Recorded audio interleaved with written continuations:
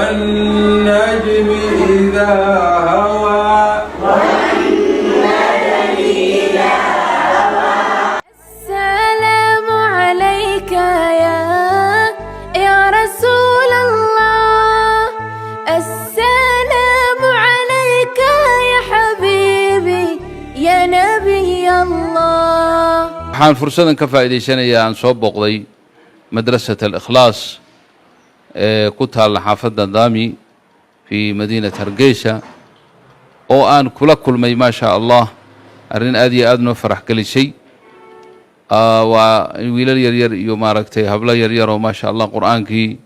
halkan lagu xifdisiinayo oo qaarkood dhameeyeen qaarkood dhowdhow yihiin marka juhuudda halkaa ka socota iyo warka aanu maqalnay oo ah madrasat al-ikhlaas magaceedu inuu musamma ala musamma yahay isman ala musamma oo ardada iska danyarta ama aytaam ay ku jiraan ama danyar ay ku jiraan aan waxba laga qaadin fi sabiilillahi qur'aanka loo baro marka waxaan halkan aan u soo jeedinayaa in ay tabarruc wanaagsan la yimaadaan gurigaas oo iib ah oo markii hore kiray ugu jireen oo qoladii kiray ugu jireen ay ka dalbeen inay maaragtay ama ka baxaan ama iibsadaan insha allahu tacaala kulligeenna waynu ka qayb gelaynaa dhammaan maaragtay muxsiniinta walaalaha meel kasta ay joogaanba waxaan u soo jeedinaynaa inay ka qayb galaan inay ogaadaan camalka ay la imanayaan iyo infaaqaas fi sabiilillahi ilaahay dartiisa wax weyn in ilaahay agtiisa uu ka yahay والنجم إذا هوى ما ضل صاحبكم وما قوى waxaan la socodsiinaynaa walaalaha muxsiniinta ah in madrasada la yiraahdo madrasada al-ikhlaas al-khayriya oo ku dhex taalla xaafadda daami in gurigii ay ku jireen ee u kireysay hadda la iibinayo waxaanu isla garanay in loo soo bandhigo walaalaha si guriga loogu iibiyo waqaf ugu noqdo marka waxaan leenahay walaalayaal guriga 50,000 ayaa lagu qiimeeyay walaalaha muxsiniinta meel kasta oo adduunyada ka joogaan inay ka soo qayb qaataan waqafka sidii loogu sameyn lahaa carruurtaas loogu iibin lahaa waqafkuna wuxuu ka mid yahay waxyaalaha qofku markuu dhinto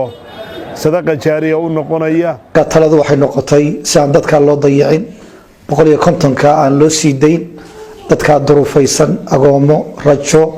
dad aad xaaladoodu u adag tahay waxbarasho kale aan helayn in meesha loo ilaaliyo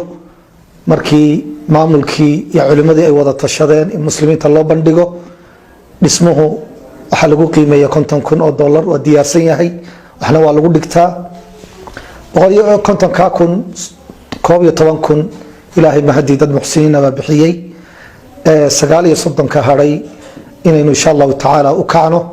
oo qof waliba waqafkaas oo sadaqa jaariya walibana aan dayacnayna si mugle oo miisaan leh u shaqaynaysa waa fursad aan isleeyahay aad bay qaali u tahay waxa lagu bixinayaa waa quraankii alle cidda wax la baraya waa agoomo waa chance aad iyo aad u qiimo badan waxaan idinku dhiirigelinayaa insha Allah taala fursadaas inuu qofku naftiisa uga faa'iideeyo alxamdulillah walaalayaal ilaahay subxaanahu wa tacaala baa mahad iskale maanta waxaan joognaa madrasada al-ikhlaas al-khayriya oo ku taalla magaalada hargeysa gaar ahaan xaafadda daami madrasadan oo muddo dhowr sannadoodaba furnayd ardayda dhigatana markaa aan laga qaadin wax lacaga laguna barto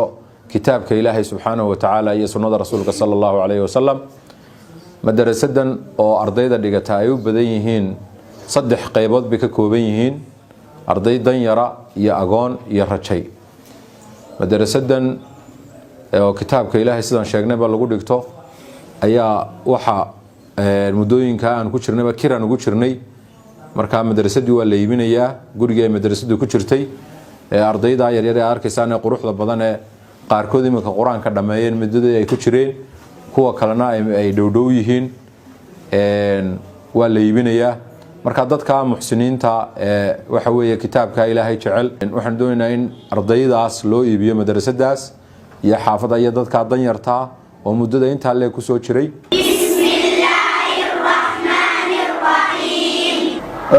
bartan aanu joognaa waa guri kira ah guriga kirada ah ardayda barta lagu hayo sida maamulku uu sheegay Sheekh Nagiib wax lacag ah oo laga qaada ma jirto dad muxsiniin ah ayaa kirada bixiya duruufaha noocaasa ku xeeran markaskan waxa uu raacday gurigii in dadkii lahaa ay yidhaahdaan waanu iibinaynaa lacag badanna laguma iibinayo waa $50,000 ardaydaana bannaanka looma saari karayo waxaanu dadka muxsiniinta ah iyo ummadda Soomaaliyeed ka codsanaynaa inay ka soo qayb qaataan iibinta dhismaha markaska ah oo runtii baahi weyn